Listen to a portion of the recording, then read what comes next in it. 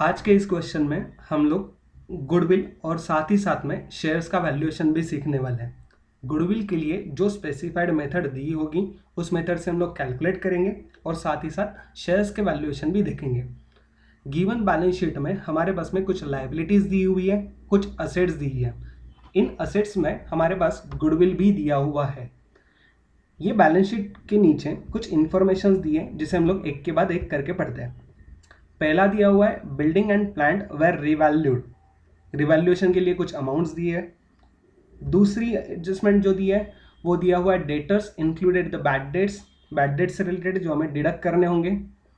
Next third जो point दिया हुआ है वो profit before previous year, sorry profits for previous year before tax.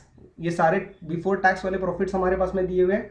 ये 2015, 16, 17 और 18 के लिए प्रॉफिट्स हमें दिए हुए हैं। फोर्थ पॉइंट जो है उसमें दिया हुआ है कि in the year 2017 loss of ₹40,000 was recorded due to fire. ये लॉस है, नॉन रिकरिंग लॉस होता है जिसकी वजह से हमारा प्रॉफिट कम हुआ होगा। उस प्रॉफिट को हम लोगों को ऐड करना होगा, राइट। तो हम लोगों को रिस्पेक्टिव ईयर जो 2017 है उस 2017 के ईयर के प्रॉफिट में हम लोगों को इस प्रॉफिट को, इस लॉस को ऐड करना होगा। देन फिफ्थ आइटम जो कि हमारे in the year 2018 profit of ₹80,000 were earn from non trading activity. जो हमारा नॉन ट्रेडिंग एक्टिविटी से मिला हुआ प्रॉफिट है वो 2018 के प्रॉफिट में इंक्लूडेड होगा, तो हम लोगों को उसे वहां से लेस करना होगा। ये कैलकुलेशन हम लोग एफएमपी के कैलकुलेशन जब करेंगे, फ्यूचर मेंटेनेबल प्रॉफिट के कैलकुलेशन जब करेंगे तब हमें वहां पे यूजफुल रहेंगे। नेक्स्ट इंफॉर्मेशन दी है in future the expenses of ₹10,000 to be incurred for rent. 10,000 rupees के कुछ एक्सपेंसेस हम लोग आगे चल के एक्सपेंस करने वाले हैं, तो ये फ्यूचर मेंटेनेबल प्रॉफिट के लिए हम लोग इस्तेमाल करेंगे इस इंफॉर्मेशन को। Then transfer to general reserve was provided at the rate 5% and same rate will be considered in future। पहले हम लोगों ने ट्रांसफर करने के लिए 5% के हिसाब से ट्रांसफर किया था रेट से, उसी रेट को हम लोग आगे भी कंटिन्यू करेंगे। तो अगर हम लोग देखें तो इंफॉर्मेशन नंबर 3 से लेकर 7 तक लगभग सारी इंफॉर्मेशन हमें एफएमपी के लिए यूजफुल है। नेक्स्ट पॉइंट है हमारा 8 पॉइंट जो कि normal rate of return and tax rate दोनों भी दिए हुए हैं। एक है 12% और दूसरा है 40% respectively. Normal rate of return है 12% और टैक्स रेट है 40%। ये हमारे पास में इंफॉर्मेशन दी हुई है। नीचे बोला गया है 9th नंबर पे find out the value of equity share by intrinsic value method, yield value method and fair value method. तीनों भी मेथड से हम लोगों को यहाँ पर इक्विटी शेयर की वैल्यू फाइंड आउट करनी है। और 10th एडजस्टमेंट जो कि एडिशनल दिया हुआ है उसमें बोला है for valuation of shares consider goodwill as 6 years purchase of a super profit. मतलब हमें सुपर प्रॉफिट कैलकुलेट करना होगा और सुपर प्रॉफिट के बेसिस पे गुडविल फाइंड आउट करना होगा। तो जब हम लोग कैलकुलेशन करेंगे valuation of goodwill and shares, ये दोनों सम एक साथ जब मिलकर आता है, दोनों वैल्यूएशन एक साथ जब मिलकर आता है तो हम लोगों को पहले गुडविल फाइंड आउट करना होता है। और गुडविल के लिए गिवन मेथड क्या दी हुई है, number of years purchase method दी हुई है। तो इसी मेथड के अंदर सबसे पहले हम लोग गुडविल फाइंड आउट करेंगे। तो यहां पर मेथड कौन सी थी, goodwill under the method of number of year purchase, number of years purchase method, ये हमारी मेथड होगी। तो इसके लिए गुडविल जब हम लोग फाइंड आउट करेंगे तो गुडविल का फॉर्मूला हमारे लिए होगा goodwill is equal to super profit, जो हमें फाइंड आउट करना है super profit into number of years purchase. ये हमारे लिए फॉर्मूला होगा। इस फॉर्मूला में जब हम लोग वैल्यूज पुटअप करेंगे तो हमारे पास में गिवन फॉर्मूलाज में से सुपर प्रॉफिट है क्या हमारे पास में, तो नहीं, इसे हम लोगों को फाइंड आउट करना है। नंबर ऑफ ईयर परचेस हमारे पास में गिवन है तो हम लोग उसे यहाँ पर इस्तेमाल करेंगे आगे चल के, तो हमें गुडविल की फिगर मिलेगी। ये गुडविल फाइंड आउट करने के लिए जो सुपर प्रॉफिट कैलकुलेशन के लिए लगने वाला है ये हमारा नेक्स्ट स्टेप होगा। तो हम लोग नेक्स्ट स्टेप में सुपर प्रॉफिट कैलकुलेट करेंगे। सुपर प्रॉफिट के लिए फॉर्मूला जो होता है वो super profit is equal to FMP, that is future maintainable profit minus normal profit. ये हमारा फॉर्मूला होगा, राइट। तो ये फॉर्मूला हम लोग यूज करके सुपर प्रॉफिट फाइंड आउट कर सकते हैं। लेकिन हमारे पास में गिवन क्वेश्चन में कहीं पर भी future maintainable profit directly calculate करके नहीं दिया है और ना ही हमारे पास में नॉर्मल प्रॉफिट दिया हुआ है। तो हम लोगों को आगे नेक्स्ट स्टेप में इन दोनों कैलकुलेशंस में फ्यूचर मेंटेनेबल प्रॉफिट और साथ में हमारे नॉर्मल प्रॉफिट भी कैलकुलेट करने होंगे, राइट। तो नेक्स्ट स्टेप हम लोग फ्यूचर मेंटेनेबल प्रॉफिट कैलकुलेट करते हैं। फ्यूचर मेंटेनेबल प्रॉफिट, उसके लिए मैं शॉर्ट में यहां पर लिखता हूं FMP। कैलकुलेशन के लिए जो वैल्यूएशंस होता है उनमें सबसे पहले हम लोग क्या कंसीडर करेंगे, तो जो adjustment number additional information number 3 से लेकर 8 तक सारी इंफॉर्मेशन दी थी, इनको हम लोग को यूज करना है। सबसे पहले हम लोग कंसीडर करेंगे हमारे प्रॉफिट्स, गिवन प्रॉफिट जो है प्रीवियस ईयर के, उनके बेसिस पे हम लोग कुछ कैलकुलेशंस करेंगे। तो हम लोग क्या करेंगे यहाँ पर, तो जो डिफरेंट प्रॉफिट्स है वो given profits for previous year, वो हम लोग लिखेंगे गिवन प्रॉफिट्स, जिसमें फर्स्ट 2015 ईयर इनका प्रॉफिट कितना था, तो 2015 का 1,80,000 रुपीज, राइट।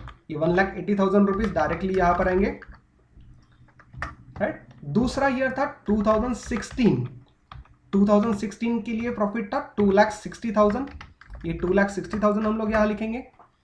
साथ ही साथ में 2017 का प्रॉफिट दिया है 70,000, लेकिन एडिशनल इंफॉर्मेशन में यहां पर एडजस्टमेंट भी थी, राइट, कि 40,000 रुपीज का लॉस उस साल हम लोगों को बेयर करना पड़ा था। तो 2017 के लिए जो कोई भी वैल्यू होगी फ्यूचर मेंटेनेबल प्रॉफिट के लिए, उसके लिए वैल्यू के लिए हम लोग क्या कंसीडर करेंगे, तो जो हमारी 70,000 रुपीज का गिवन प्रॉफिट है, प्रॉफिट बिफोर टैक्स, उसमें हम लोग ये लॉस जो हम लोगों ने इनकर्ड किया था, उस लॉस की वैल्यू को हम लोग वहां पे ऐड कर देंगे। तो 40,000 रुपीज इसे हम लोग यहाँ पर ऐड करेंगे। टोटल जो वैल्यू मिलेगी वो होगी हमारी 1,10,000 रुपीज, राइट। ये 1,10,000 रुपीज हम लोग यहां पर लिखेंगे। नेक्स्ट जो पॉइंट होगा वो 2018 ईयर के लिए होगा, और जिसके लिए भी एडिशनल इंफॉर्मेशन दी हुई थी कि profit of ₹80,000 were earn from non trading activity. तो ये 4,10,000 रुपीज जो हमारा प्रॉफिट है, इस 4,10,000 में हमारा प्रॉफिट ऑलरेडी इंक्लूडेड था, जिसे हम लोगों को नॉन ट्रेडिंग होने की वजह से वहां कंसीडर नहीं करना है। तो हम लोग उसमें से उसे लेस कर देंगे, जिसकी वैल्यू थी 80,000 रुपीज। ये 80,000 रुपीज हम लोग जब लेस करेंगे तो बैलेंसिंग फिगर जो हमारे पास में बचेगी वो कितनी होगी, तो नॉर्मली हमारी होगी वो 2,90,000 रुपीज। 4,10,000 minus 80,000 rupees, right. तो ये वैल्यू कितनी होगी सर? 2,30,000 रुपीज। 3,30,000 आएगा सर। 3,30,000 रुपीज हमारी वैल्यू आएगी, राइट। हाँ। तो ये 3,30,000 हम लोग यहाँ पर लिखेंगे। तो ये हम लोगों ने एडजस्टमेंट किए जो हमारे रेस्पेक्टिव ईयर्स के लिए थे, 2017 और 18। इन सभी प्रॉफिट्स को अगर हम लोग टोटल करते हैं तो हमारे लिए टोटल वैल्यू मिलेगी 8,80,000। ये हमारे लिए प्रॉफिट कौन सा है, तो total profit for previous year, right. ये हमारे टोटल प्रॉफिट होंगे। इन टोटल प्रॉफिट के बेसिस पे हम लोगों को एवरेज प्रॉफिट कैलकुलेट करना है। एवरेज प्रॉफिट कैलकुलेट करने के लिए हम लोग किस तरह से कैलकुलेट करेंगे, तो ये प्रॉफिट बिफोर टैक्स था हमारा, राइट। तो प्रॉफिट बिफोर टैक्स के लिए हम लोग यहाँ पे लेस करें, नॉर्मल क्या करेंगे, एवरेज प्रॉफिट पहले फाइंड आउट करेंगे, जिसका फॉर्मूला होगा average profit is equal to total profit divided by number of years, जो कि हमारे 4 साल का था, राइट।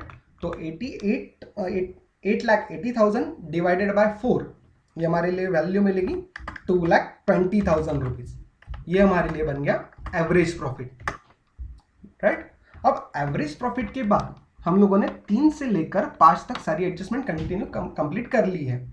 नेक्स्ट एडजस्टमेंट जो हमारी फ्यूचर से रिलेटेड, फ्यूचर एक्सपेंसेस से रिलेटेड है, ये फ्यूचर एक्सपेंसेस जो होंगे, ये फ्यूचर एक्सपेंसेस हम लोग यहाँ पे इनकर्ड करने वाले हैं, जिसकी वजह से हमारा प्रॉफिट कम होगा। तो उस कम होने की एडजस्टमेंट का इफेक्ट हम लोग इसे यहाँ पर लिखेंगे less rent to be paid in future, rent to be paid in future, और जिसकी वैल्यू है 10,000 रुपीज। ये हम लोग यहाँ माइनस करेंगे 10,000 रुपीज। जो बचेगा वो होगा हमारे लिए 2,10,000 रुपीज वैल्यू, 2,10,000 रुपीज ये वैल्यू हमारे पास में बचेगी, राइट।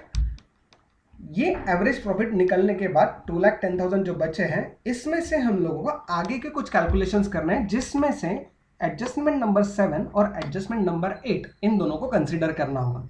हमें रिजर्व्स में ट्रांसफर करना है 5% और टैक्स भी प्रोवाइड करना है 40%। तो पहले हम लोग इस अमाउंट में से टैक्स लेस करेंगे, क्योंकि जब हम लोग रिजर्व को ट्रांसफर करते हैं उसे हम लोग कहते हैं कि एप्रोप्रिएशन, और एप्रोप्रिएशन हम हमेशा टैक्स चार्ज करने के बाद वहां पे प्रोवाइड करते हैं। तो टैक्स एट द रेट 40% के हिसाब से हमारे 2,10,000 इंटू 40% जो वैल्यू होगी वो 84,000 रुपीज, वो 84,000 रुपीज हम लोग यहां से लेस करेंगे। लेस करने के बाद जो हमें मिलेगा उसे हम लोग कहेंगे average profit after tax, right. इस एवरेज प्रॉफिट आफ्टर टैक्स के लिए 2,10,000 माइनस 84,000, बैलेंस बचेगा 1,26,000 रुपीज। इन 1,26,000 रुपीज में से हम लोग ट्रांसफर करेंगे हमारे जनरल रिजर्व को, जो कि हमारा एप्रोप्रिएशन होगा, तो उसे हम लोग लिखेंगे less transfer to reserve, general reserve, और वो कितना परसेंट है, एट द रेट 5%। ये 5% किसका होगा, तो 1,26,000 का। इसके लिए अमाउंट होगी 6,300 रुपीज। इसे कैलकुलेट करने के बाद 1,26,000 माइनस 6,300 जो वैल्यू होगी वो 1,19,700 रुपीज। ये वैल्यू हमारे लिए कहलाएगी एफएमपी। यहां तक एफएमपी का कैलकुलेशन आप लोगों को सबको क्लियर होगा, ऐसे मैं मान के चलता हूं, और आगे इसी एफएमपी को हम लोग यहां पर यूज करने वाले हैं। लेकिन हमें साथ में नॉर्मल प्रॉफिट भी यहां पर कैलकुलेट करना है, फाइंड आउट करना है। तो जैसे कि हम लोगों ने अभी यहां पे एफएमपी फाइंड आउट किया, हम लोग नेक्स्ट स्टेप में यहां पर नॉर्मल प्रॉफिट फाइंड आउट करेंगे, राइट। तो नॉर्मल प्रॉफिट के लिए formula, normal profit is equal to capital employed into NRR percentage, और ये एनआरआर परसेंटेज जो कि normal rate of return percentage होंगे, ये हमें क्वेश्चन में दिए होंगे, जो कि आप लोग एडजस्टमेंट नंबर 8 में देख सकते हो, जो कि है 12%। तो इस फॉर्मूला में हम लोगों को क्या लगेगा, कैपिटल एम्प्लॉयड हमें चाहिए और साथ ही साथ एनआरआर परसेंटेज चाहिए।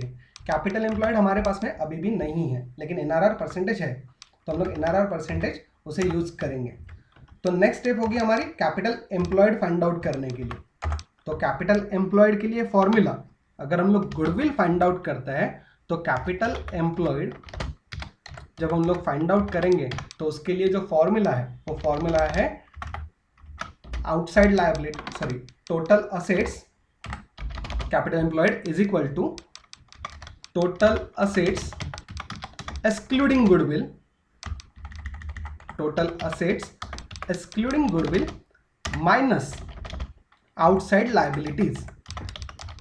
अब गिवन सम में हमें ये दोनों भी आइटम्स मिलेंगे, और यहाँ पर जब हम लोग असेट का वैल्यूएशन देखेंगे या असेट कंसीडर करेंगे तो उसे हम लोगों को अग्रीड वैल्यू, जो हमारी रीवैल्यूड अमाउंट होगी, उस रीवैल्यूड अमाउंट को यहाँ पर कंसीडर करना है, राइट।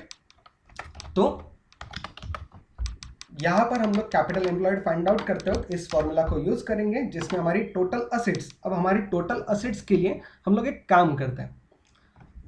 पहले एडजस्टमेंट में दिए हुए पहली एडजस्टमेंट बिल्डिंग एंड प्लांट, जो कि 4,10,000 और 2,30,000 ये रिवैल्यूड हो रही थी, तो इसे हम लोग पहले इस्तेमाल करेंगे। तो हमारी असेट्स पहले लिखेंगे हम लोग, असेट्स, उन असेट्स में से पहली अमाउंट होगी बिल्डिंग और दूसरी अमाउंट है हमारी प्लांट के लिए। बिल्डिंग के लिए वैल्यू थी 4,10,000 रुपीज और प्लांट के लिए वैल्यू है वो है 2,30,000 रुपीज, जो कि हमारी अग्रीड वैल्यू है, राइट, या फिर रिवैल्यूएशन अमाउंट है। सेकेंड एडजस्टमेंट में डेटर्स से रिलेटेड भी कुछ एडजस्टमेंट दी है कि debtors included the bad debts of ₹20,000, मतलब हम लोग यहाँ पर थर्ड एडजस्टमेंट के लिए डेटर्स यहाँ पर कंसीडर कर सकते हैं। डेटर्स, और डेटर्स के लिए जो वैल्यू है वो एक्चुअल में बैलेंस शीट में दी थी 3 लाख रुपीज, जिसमें से 20,000 रुपीज बैड है। तो इसे हम लोग लिखते हो क्या करेंगे, तो 3 लाख रुपीज माइनस 20,000 रुपीज। तो बैड डेट्स के लिए, डेटर्स के लिए अल्टीमेट फिगर यहां पर कंसीडर होगी 2,80,000 रुपीज। ये 2,80,000 हमारे डेटर्स के साथ, प्लांट के साथ और बिल्डिंग के साथ रिवैल्यूड अमाउंट या एडजस्टमेंट में दी हुई वैल्यू हम लोगों ने यहाँ पे कंसीडर की। फिर आते हैं हम लोग बाकी असेट्स में, जो कि बैलेंस शीट में दी हुई है, जिसमें से हम लोगों को गुडविल कंसीडर नहीं करना है, क्योंकि हम लोग वही फाइंड आउट कर रहे हैं। बिल्डिंग हो गया, प्लांट हो गया, डेटर्स भी हो गए, cash in hand, cash at bank और बिल रिसीवेबल, तीनों अमाउंट यहां पर बाकी है। तो एक के नीचे एक कैश इन हैंड, दूसरा कैश एट बैंक और तीसरा आइटम हमारा बिल्स रिसीवेबल। ये सारे आइटम हमारे पास में है। कैश इन हैंड के लिए वैल्यू कितनी थी, तो इनकी तीनों के लिए वैल्यू है 40,000, 80,000 and 40,000 respective amount. Respective head के सामने हम लोग यहाँ पर लिख देंगे 40,000, 80,000 एंड 40,000 रुपीज। ये हो जाएगी हमारे लिए क्या, total assets. In total asset के लिए हम लोग टोटल लिख देते हैं, और टोटल जिनकी है 10,80,000, इसे यहाँ पर लिख देते हैं टोटल असेट्स 10,80,000 रुपीज। उसमें से हम लोग लेस करेंगे, लेस आउटसाइड लायबिलिटीज।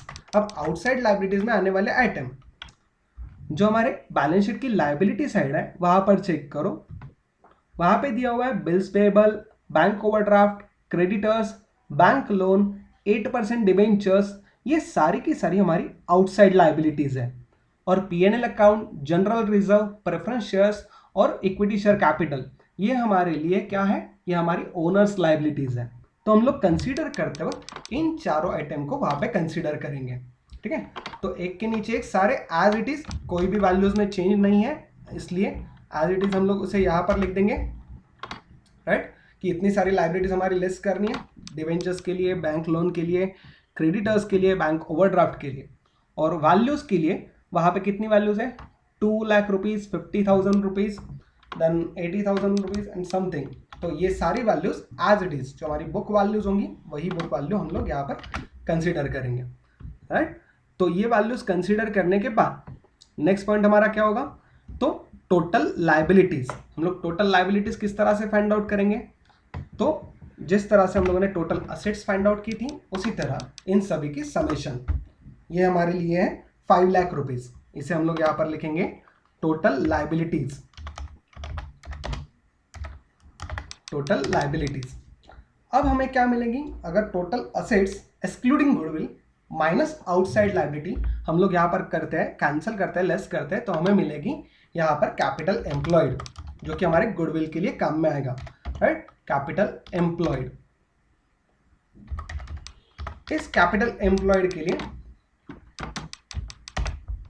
हम लोग वैल्यू किस तरह से फाइंड आउट करेंगे, तो total assets minus total liability, right. तो 10,80,000 माइनस 5 लाख, तो हमारे लिए वैल्यू बचेगी वो होगी 5,80,000 रुपीज।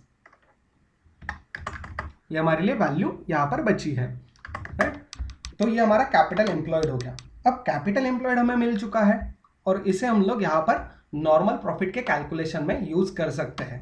तो कैपिटल एम्प्लॉयड जो कि वैल्यू है 5,80,000 rupees into NRR percentage. NRR percentage question में दिए थे जो कि थे 12%। तो 5,80,000 इनटू 12%, तो इसका कैलकुलेशन अगर हम लोग करें तो जिसकी वैल्यू आती है वो है 69,600। ये हमारे लिए होगा नॉर्मल प्रॉफिट। ये नॉर्मल प्रॉफिट हम लोग हमारे सुपर प्रॉफिट के फॉर्मूला में यूज कर सकते हैं। सुपर प्रॉफिट का फॉर्मूला था एफएमपी माइनस नॉर्मल प्रॉफिट तो एफएमपी जो हम लोगों का कैलकुलेशन में यहाँ पर एफएमपी था,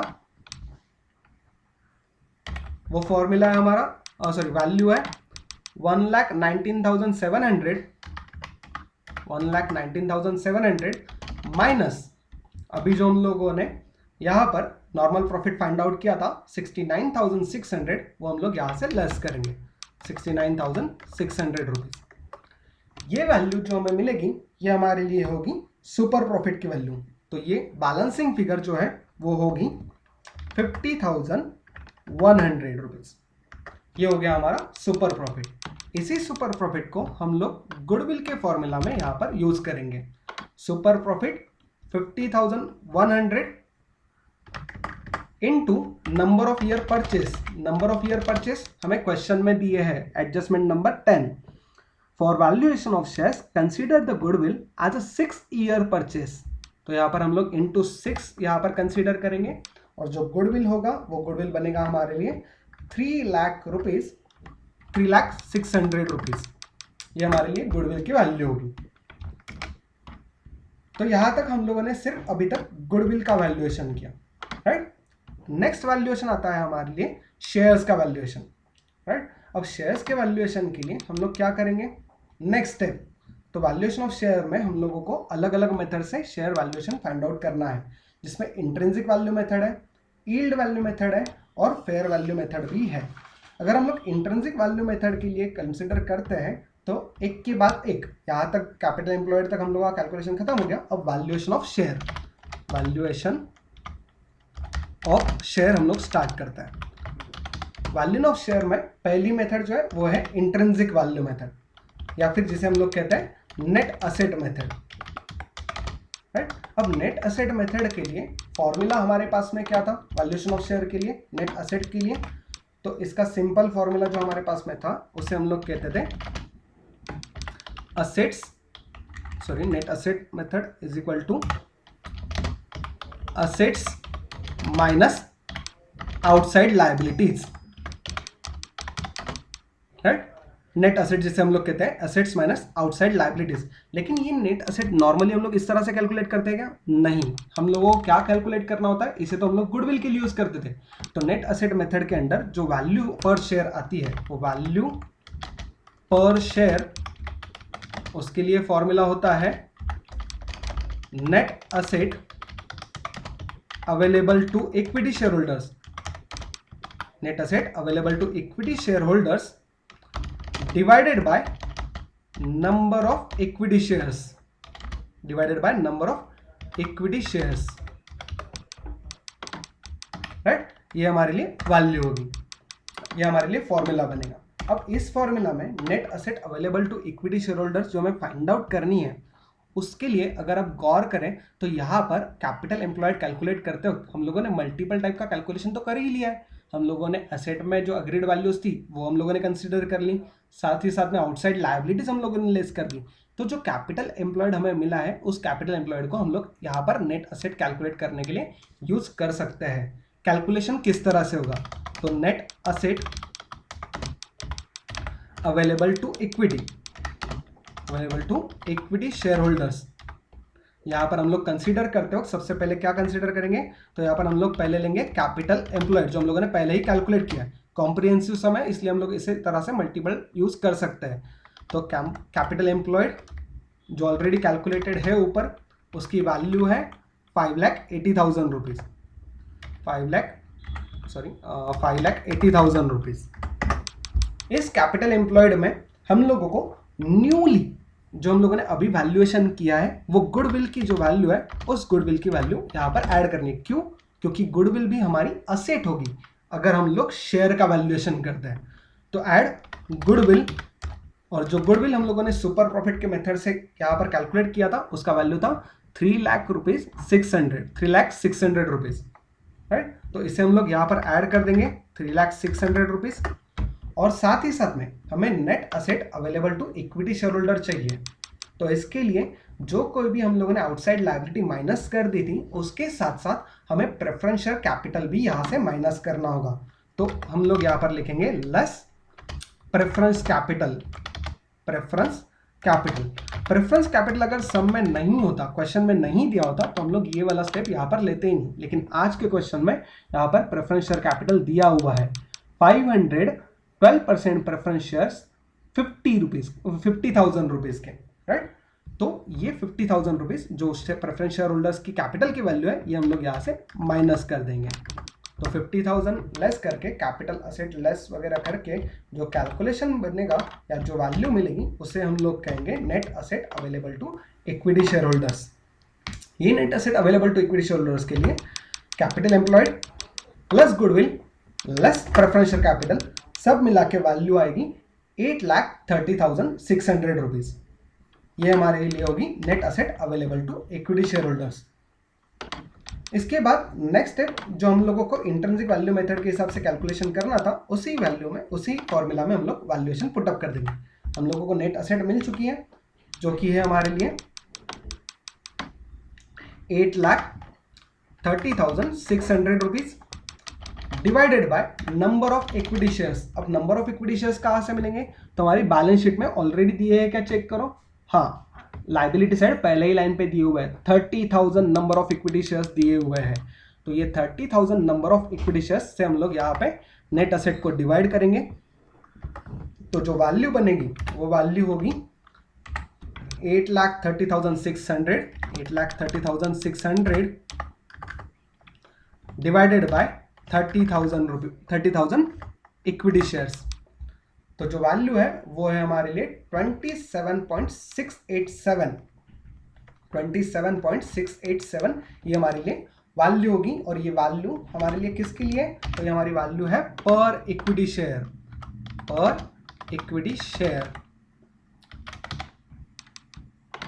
ये हो गई हमारी इंट्रिंसिक वैल्यू मेथड के हिसाब से शेयर वैल्यू, राइट। नेक्स्ट है हमारा इंट्रिंसिक वैल्यू मेथड कंप्लीट हुआ, राइट, नेट असेट मेथड जिसे हम लोग कहते हैं। सेकंड मेथड आता है yield method.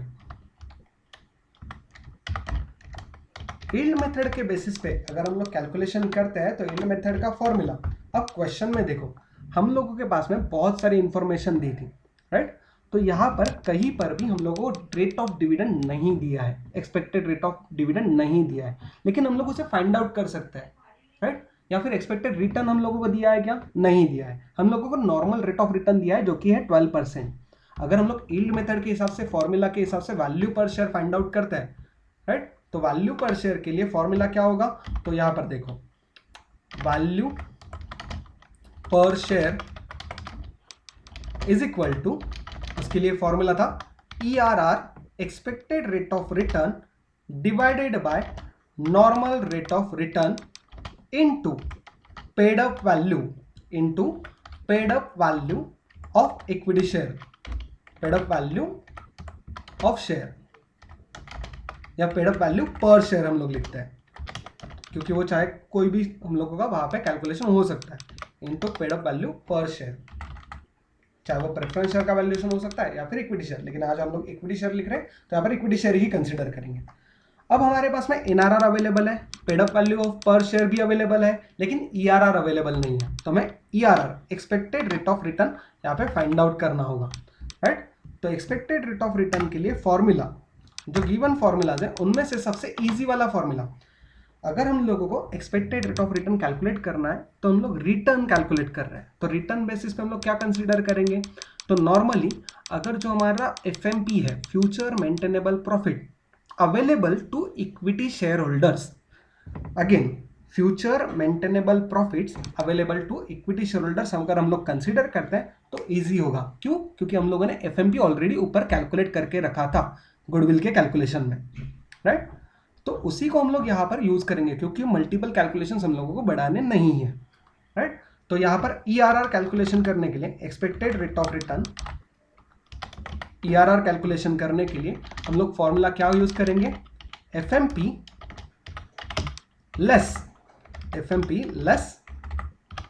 Preference dividend, FMP less preference dividend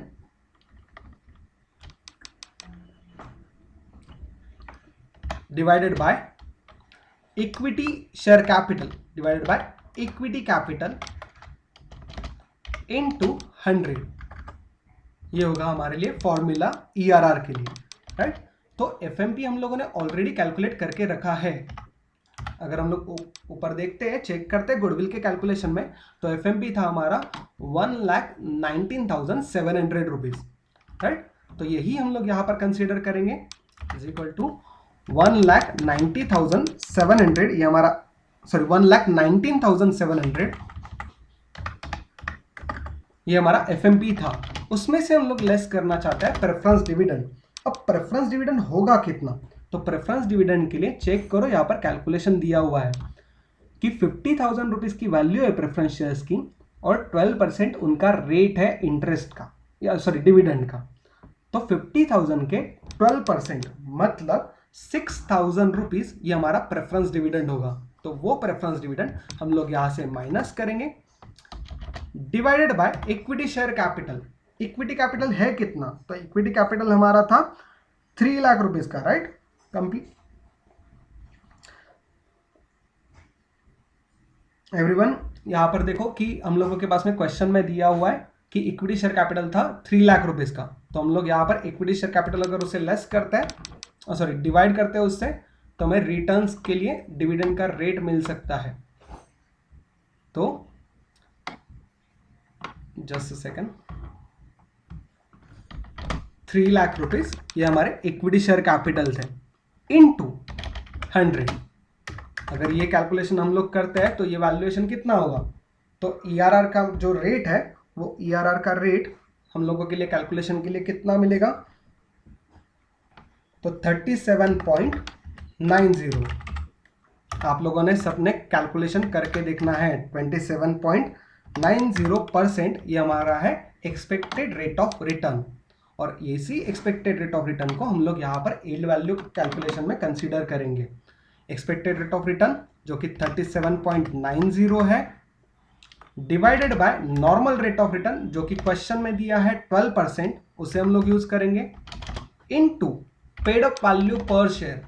paid up value per share हमारे इक्विटी शेयर के लिए पेड अप वैल्यू कितनी थी, तो 10 रुपीज ईच हमारी पेड अप वैल्यू थी। तो इस पेड अप वैल्यू को हम लोग यहाँ पे कंसीडर करेंगे, इनटू 10 लिखेंगे, और इनका कैलकुलेशन करके हम लोग यहाँ पर आंसर जो आएगा वो होगा 37.90 divided by 12 into divided by into 100, sorry into 10, तो 31.58.333, राइट। तो इसे हम लोग डायरेक्टली लिख सकते हैं 31.58। तो ये हमारे लिए बन जाएगी पर equity share value yield method के बेसिस पे। पर इक्विटी शेयर के लिए ये वैल्यू होगी यील्ड मेथड के बेसिस पे। नेक्स्ट जो मेथड है हमारे लिए वो है fair value method. Fair value method के लिए फॉर्मूला एकदम सिंपल फॉर्मूला होता है। नेक्स्ट मेथड शेयर वैल्यू के लिए फेयर वैल्यू मेथड। इस फेयर वैल्यू मेथड के लिए जो फॉर्मूला होगा उस फॉर्मूला में value per share is equal to value per share is equal to intrinsic value plus yield value divided by 2। ये हमारे लिए फॉर्मूला होगा फेयर वैल्यू मेथड के अंदर, ठीक है। तो इस मेथड को अगर हम लोग यूज करते हैं तो ये दोनों भी इंट्रिंसिक वैल्यू और यील्ड वैल्यू पर शेयर के लिए हम लोगों ने अभी फाइंड आउट की है। एक है 31.58 और दूसरी है 27.687। इसे भी हम लोग राउंड ऑफ कर सकते हैं।